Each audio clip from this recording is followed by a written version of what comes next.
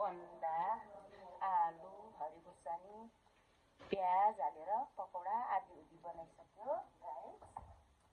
आज पकौडा बनाएको नानीहरूलाई के भन्नु बिहान उठेदेखि काटकुट गरेर यति बनाइसक्यो बल्ल के गर्नु पकौडा हेर्दै खाउँ लागेन पकौडा है गाइस। यो चप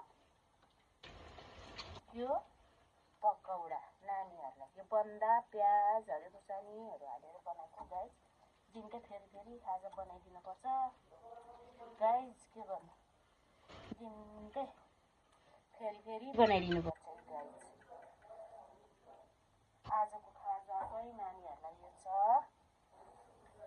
बिहान उठेदेखि आलु प्याज बन्दा खाँदा मेरो एक बिहानै जान्छ एक दिनै जान्छ भने नि भयो। तर केही छैन मेरो लागि एकदम ह्याप्पी छु म यो काम गर्न पाउँदा। I am very happy. एक्लै छु हैन एक्लै कोही बोल्ने मान्छे पनि छैन कोही डिस्टर्ब गर्ने मान्छे छैन कोही कराउने मान्छे पनि छैन। नगरे नि ठिकै छ गरे पनि ठिकै छ। तर म यो काममा एकदम ह्याप्पी छु गाइस। के गर्नु सासूले गाली गर्ला नि छैन ससुराले गाली गर्ला नि छैन बुढोले काउ गर्ला नि छैन। आफ्नो खुसी आफ्नो लाइफ आफ्नो खुसी आफ्नो लाइफ आफ्नो मर्जी आफ्नो लाइफ है गाइस। तर म यो काममा एकदम ह्याप्पी छु है गाइस। बिहान उठे टक्क मान्छे मर्निङ वाक जान्छ होइन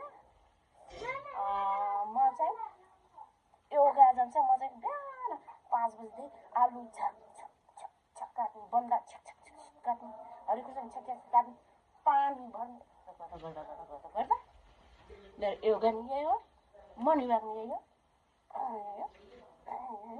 सबै होइन पकाउँदैछु त गाइस। आज के साह्रो हाम्रो मुख कपालहरू पनि पहेँलो न पहेँलो देखिरहेछ। आज त पकौडा पाकिरहेछ होइन गाइस। अनि एकछिन बाहिर निस्किँदा डढ्न पनि खोज्छ फेरि।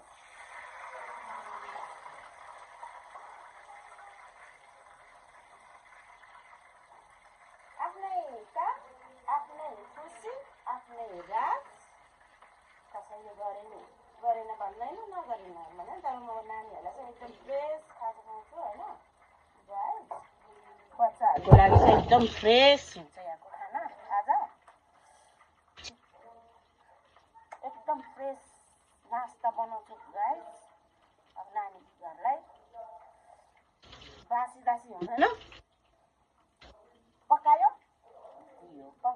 दियो एकदम ताजा नास्ता हुन्छ है गाइस मेरोमा।